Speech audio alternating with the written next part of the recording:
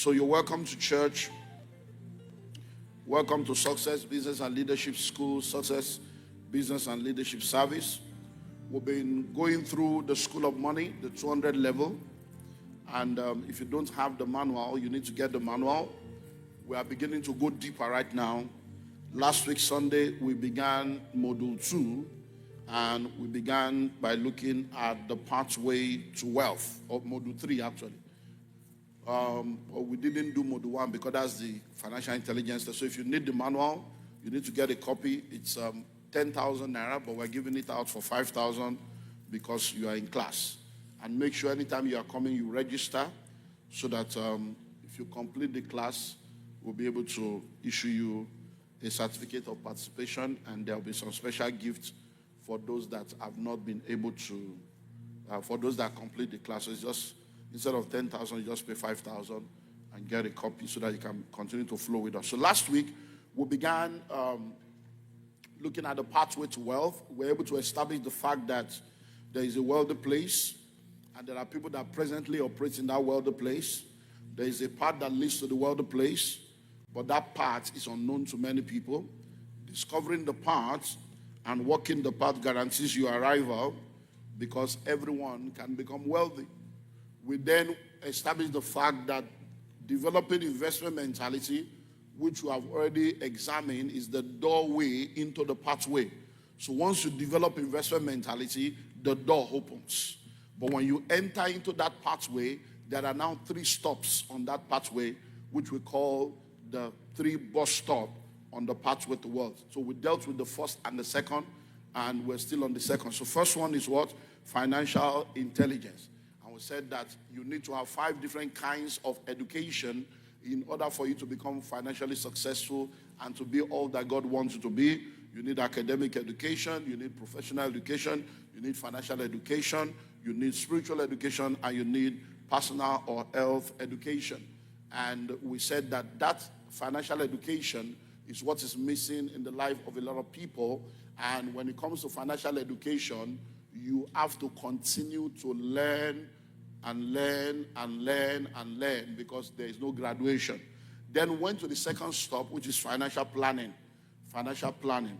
And we said that in financial planning, you need to understand that in order for you to be all that you're supposed to be, you need to plan, because no one will plan your life for you without your direct involvement. Then we looked at the ADC.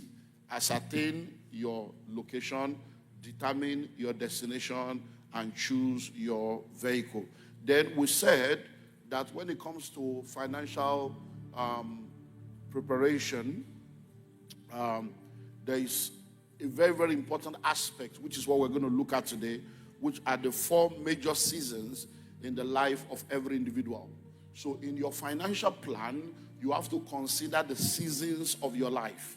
In your financial plan, you have to consider the seasons of your life, because that will help you in knowing how to navigate your way. So we want to look at that today. If we're able to complete that, we continue and look at some of the laws. So number 1, there are 4 seasons in the life of every individual, and these 4 seasons needs to be well understood so that you'll be able to effectively manage the seasons of your life. So the first season of your life is what we call the morning of life. Morning.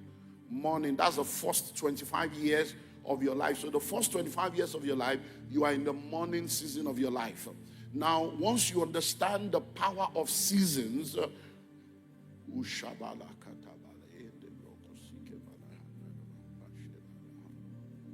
there's a single parent here with 2 children, and you've been crying to God. There's something that needs to be done that you need help about.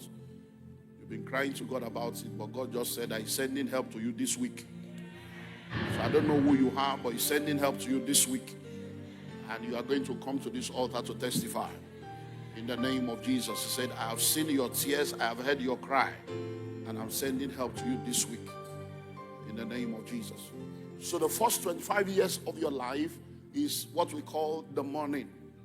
It's the morning. You are in the morning season. And that is when you are supposed to be learning. So the morning of your life is for learning. So you are supposed to learn a lot of things that will now help you in the next phase of your life. one of the major reasons why a lot of people don't turn out the way they are supposed to turn out is because they mess up the morning of their life. You see, the price you refuse to pay in the morning, you will pay in the evening with interest.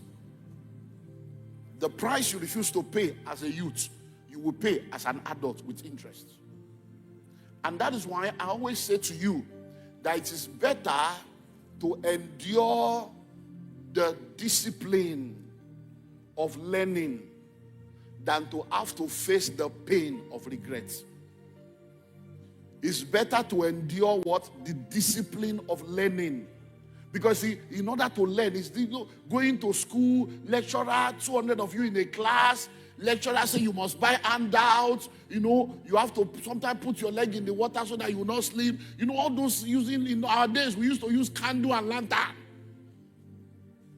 You go through all that stress, then there will be strike, then there will be court riot, and then there will be all kinds of things that your parents don't have money to pay, and then you have to go and borrow. You go through all that pain.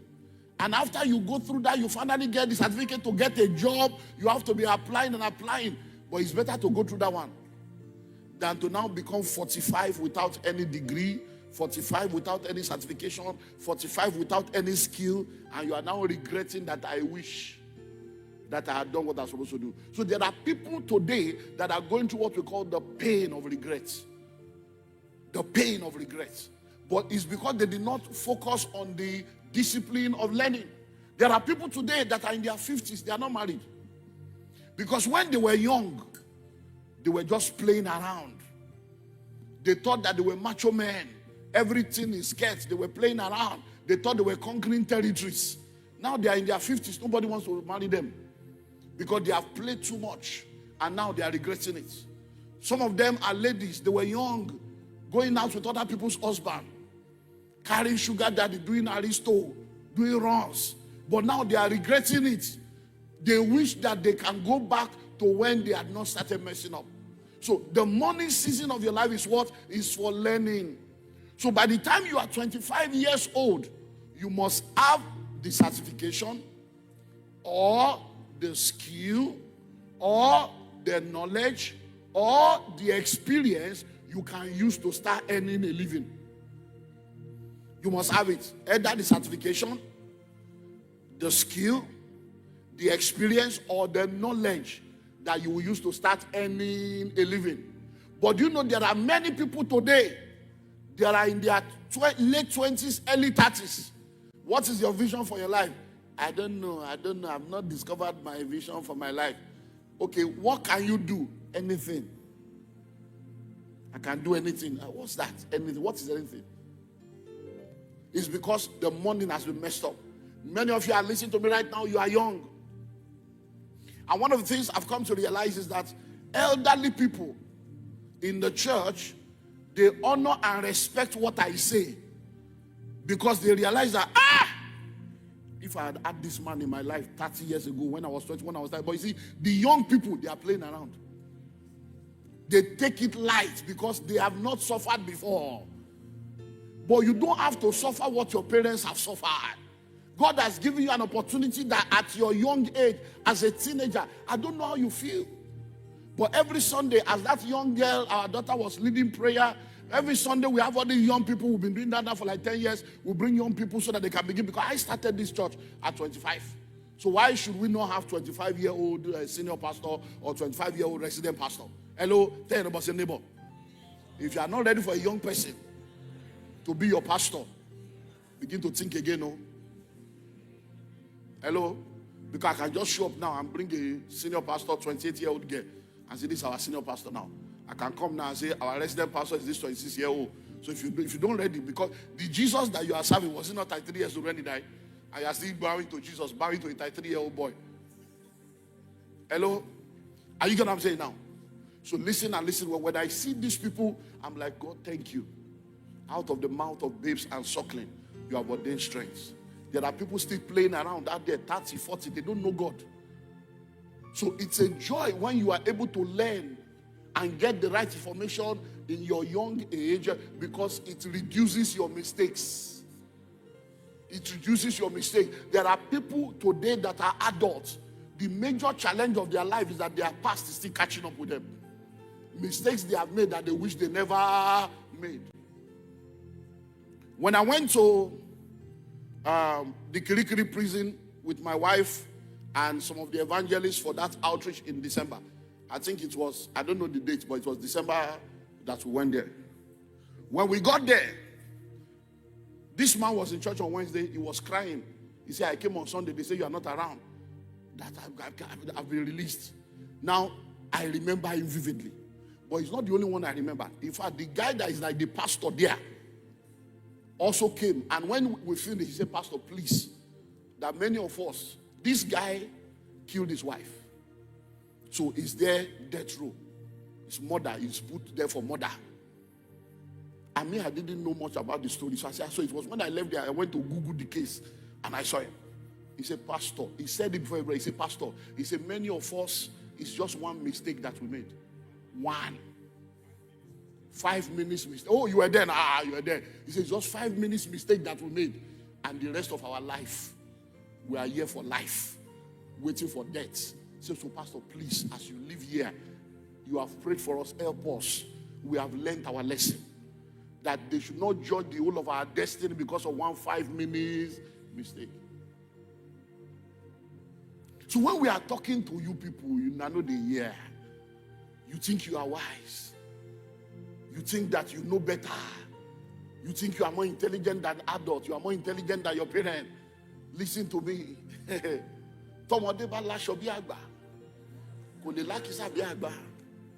No matter the knowledge you think you have because of Google and AI and Cbcwealthyplace, you can never have the experience of elders. What an elder will see sitting down, if you stand on a tree, you won't see it. So the morning is what? Is for learning. Do you know there are many of you right now, the kind of money you are making now, your parents did not make it. But you are buying iPhone. You are buying phone of 800,000, 1.5. Are you all right? And one plot of land you don't have. Your parents made the same mistake. Oh, dodgy. You will not know dodgy award. Your parents made the same mistake in the 70s. They got money. They married second wife. They were buying KDK fan, buying Dazoom, buying Citron, buying Dekumagolo, kilometer, Volkswagen, B2s. Hey, Ijakwa. But today now they can't even afford a car. They can't book Uber. The same your parents. You think that, look, listen to me. There are people in this church in the 60s, in the 70s, they were in UK. Hello, they are still here. Some of them are still here. That when I travel, Pastor, you know, in 1974, in Trafalgar Square, and I'll be looking at you, Trafalgar. So you have gone to London. Look, I'm telling you. So as you are making money now, all this one you are buying bone straight. Look, your life is not even straight. Some of you brothers, you have 3 handsets like 419. He says because there is no network. Do you have a network to heaven? That you are concerned about physical network? Hello? Now is the time to gather money and invest. Because in the morning is what? Learning. Let's go to the afternoon. The afternoon of life is the next 25 years. From age 26 to 50. Your afternoon has come. Hello? Afternoon has come. What do you do in the afternoon? It's for earning. But do you know there are people now in their 40s still looking for a job? Hello? In the last 3 months alone, we have employed different people in different organizations that I'm a part of. And we have had to employ, in fact, one is my age mate that came to apply for driver. So my son said, Daddy, it's your age. So I said, sorry, Oga, can you do this job? Are you strong? He said, I'm strong. I'm strong. Do you think at 45, at 54, 55, looking for a job as a driver is a destiny? But you see, when you mess up your morning, afternoon will catch up with you. So the afternoon is what? Is for earning income. It's for earning a living. You see, there are many things that should happen in afternoon that if it does not happen, you are late, you are behind schedule. By the time you are 50 years old, you should not be a tenant. So if you are 50 years here, you are still paying rent. Your life is already behind schedule. You mean that at 50, half a century, a year, half a century has gone. One plot you don't have, a bungalow, just even one room and parlor, you have not been able to put together. Something has gone wrong. By age 50, your wife should not be getting pregnant. You should have finished giving birth to all the children you want to give birth to at 50. But do you know that people that are 50 that are not married? Hello? They are not married. That's why I always tell you to pray that prayer. Satisfy me early, oh God. Psalm 17 verse 1. Make haste, oh God, to deliver me. Make haste to help me, oh God. Because if you marry at 52, we'll give thanks. But you are late. If at 56, you give birth to your first set of triplets, we'll testify. We'll book it as testimony. But you are late. Hello? I'm telling you, you are late. At 54, that's when you'll now be waking up to be doing breastfeeding in the middle of the night, changing papa. Konoma. You will now be going to PTA meeting like a grandfather. Hello? So these are things you need to think of. You see, money matter is not just about money, it's about managing the seasons of your life. Because there are many things you are trying to do in your 50s that the energy is no more there. Do you know that when you are young, you can be insulted, it's not an insult? Rain can beat you, it's not an insult. If you are 28 now, you go to a place, the secretary insults you. You won't feel anything. You say, my sister, now, I beg now. Say, you don't have appointment. You say, hey, help your daughter, help your friend. If rain beats you now on your way to interview, at 26, you will just feel like it's part of life. But imagine that you are 54. You now get to an office, and a 26-year-old receptionist say, hey, Baba, you don't have appointment. Get out of here. You know the pain. Because you will just be thinking, in my life, this one, it will be more painful. When you come out and rain is beating you, your bone is already cracking, rheumatism. So listen and listen well. The afternoon season is for what? It's for learning. So when we are telling you marry early, when you are 25, once the morning is over, afternoon is for what? Marriage and children. That means you have 25 years to marry and give birth to all the children you want to give birth to. Speak to yourself. When the men are now coming, and this one has scale leg, this one has bow leg, this one has straight leg, you are picking and choosing like somebody in a buffet. By the time you are now 36, anything, Lord. Anything, Lord. You now become Sister Desperado. Ordinary, what is your name? You think it's a proposal. They are only asking for your name. That's not the proposal. Hello? Make up your mind. As a young man now, you are beginning to make little money. Browse. Pray. Have a desire to marry. Begin to pray for God to lead you and begin to browse. And pick a normal woman that God will lead you to so that together you start life. So that as you are earning that 280, she's earning 70 or 120, you can begin to plan together with the 350. But you will not hear. Oh. It's those ones that their eyes are doing like this. That their nails will choke your destiny. The one that the maintenance, the cream they are using alone. Your monthly salary cannot buy one tube. They are not bleaching, they say it's toning. That's the one your eye, your eye will be looking for what is beyond you. You will not say, all these women are after money. Not all women are after money. Look for your size. Look for your size. Look for your size. Stop being covetous. There are a lot of homely girls, homely ladies that can enter one room with you. They are not looking for flat or duplex. One room. Not the one that will bill you. Just to go on a date, 10 million, 20 million. People that if you put their father, mother, and their own lineage together, to call us as one, they need 500,000 back. Do you know that there are people that even if kidnapper kidnap them, it's bad business. They will now be coming to social media and say, I will bill you. Bill what? See your life. Which certificate do you have? What wisdom? What have you done with your life that you are billing somebody? If they give you 10 million like this, you go sleep. So you see 10 million, you go visit me. Hello? So my brother, we're going to deal with some of these things at the beach. I'm going to be having singles clinic. So I'm going to be handling the singles. I'm not talking to married people. They are all too much. Let them Pastor Tayo, them Pastor Charles be handling those ones.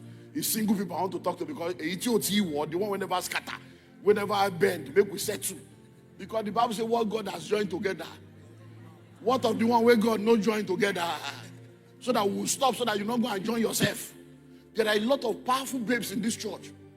Matured, godly, homely, wife material. But your eye no go see that one. You saw these chuke, worldly sisters that cannot fast, that cannot pray. All these people that don't know God, that's the one your eye will be following until they will follow your life. Hello, so what are we saying?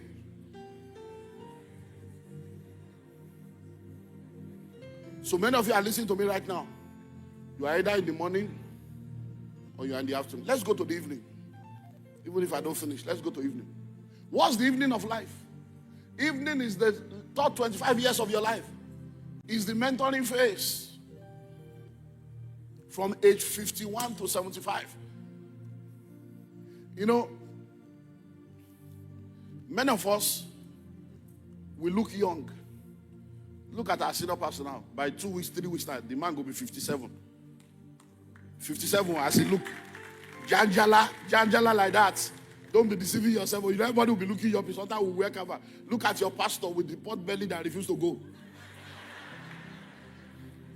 The man is going to be 55. Oh, hello. So we can wear jeans, we can wear canvas, but evening has come. Evening has come. If everybody is deceiving you, oh, pastor, you look nice, pastor, you don't look your age. You better don't believe those lies. They are politically correct statements, but it's not factual. Hello, it's not factual. You can say, okay, I'm 65, but I look 45. Just they play. When you are alone by yourself, you know by yourself, that you are no more young. Hello, you know. So don't let anybody deceive you. By the time you get to evening, you are supposed to be turning around to be mentoring the next generation. But can you give what you don't have? How can you mentor people when you are being tormented? When the mentor needs mentoring, when the deliverer needs deliverance, can you give what you don't have?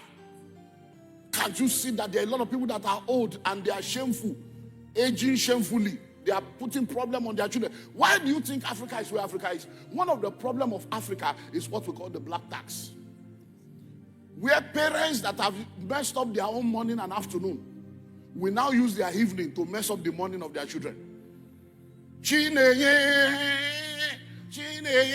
if not be this breast where you suck, your mama they die, you never send money for my food, oh. Hey! Mommy, see your life. The child you gave birth to is the one that will feed you. Because these are the problem, the virus that has kept us down. You know, Yoruba people are very terrible people. You know Yoruba people, very terrible people. I'm not a Yoruba man, no. My name is Olumide Emmanuel from Isalegbe in Ogun State. I'm a kingdom man. Yoruba people will not have money to gather to do business. But when there is burial, money will show up. When there is wedding, money will show up. Something is wrong with these people. These Yoruba people, they need deliverance. I'm telling you. They will now tell you,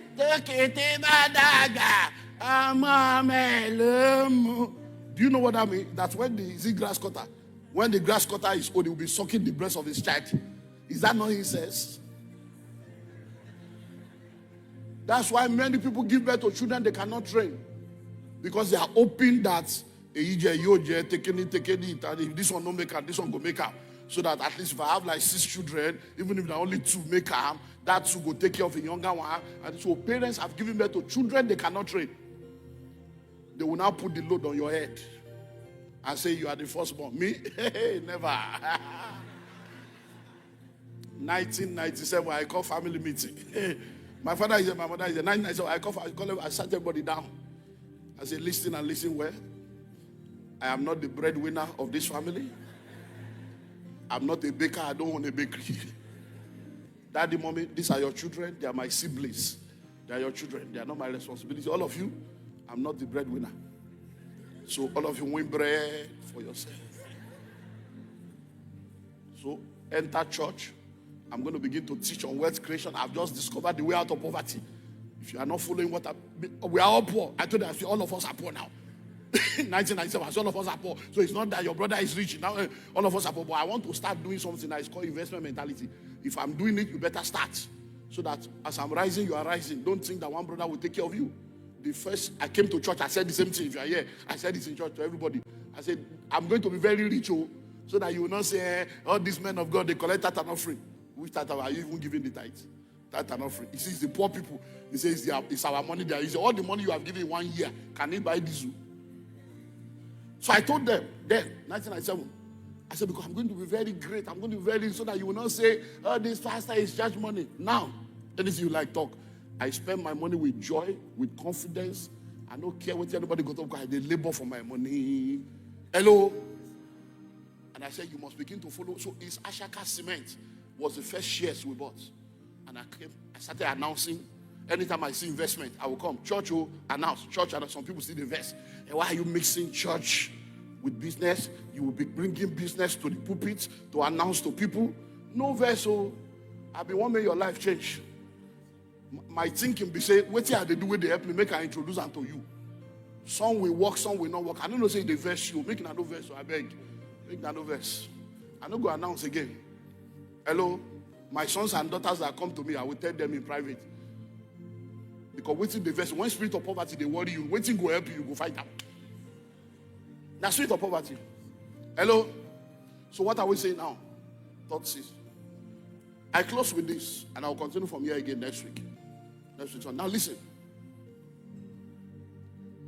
I moved into our house where I live 16 years ago. Don't they? 2008. 16 years ago. Minus 16 years from my age. I moved into the house. Then I got security to be at the gates from a company. And then one day they called me from the company and they said, one of the security has gone, but they're going to send somebody else. I said, no problem.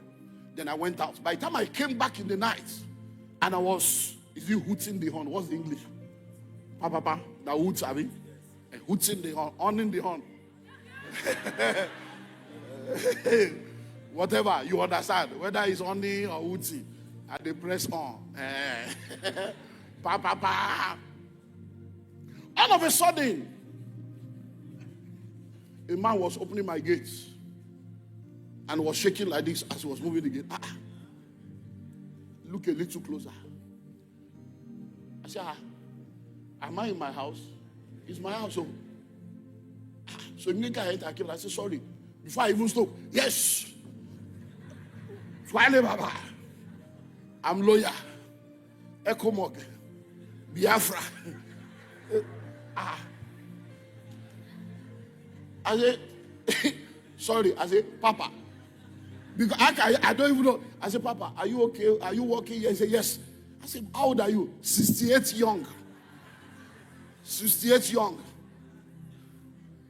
I said, I'm sorry. You cannot do this job. You cannot do this job. He said, I know. My son. He said, he mouth come out. He said, my son, I need this money. I said, Papa, you cannot do this job. I entered the house because how can I be in my house? I'm not even 40 yet. As a young 38-year-old boy, somebody as old as my father will now be at the gate, opening gate for me. I will not be able to sleep. My mind will go take up. So I called the people. I said, please, I'm going out tomorrow morning. When I return, I don't want to see that man there. If that man die now, they go say, now, pastor, kill him. See all these pastors that use people, they have used the man for ritual to grow their church. But let me ask you a question. Do you think that when people gathered as young people to talk about their dreams and future, and their dreams for the future, do you think that that man's dream was to be at the gate of somebody old enough to be his child when he will be 68? That's why I'm telling you what I'm telling you now. And God forbid, there are many things that God forbid that your stupidity will permit. There are many things that God forbid that your choices, your habits, your attitude will permit. That's why we are bringing you to this class now. So that what God has forbidden, as it is in heaven, so will it be on earth. That anything that God has forbidden, me, your pastor, I forbid it for you. And that will not be your portion in Jesus' name. Every head bowed, Lord, give me wisdom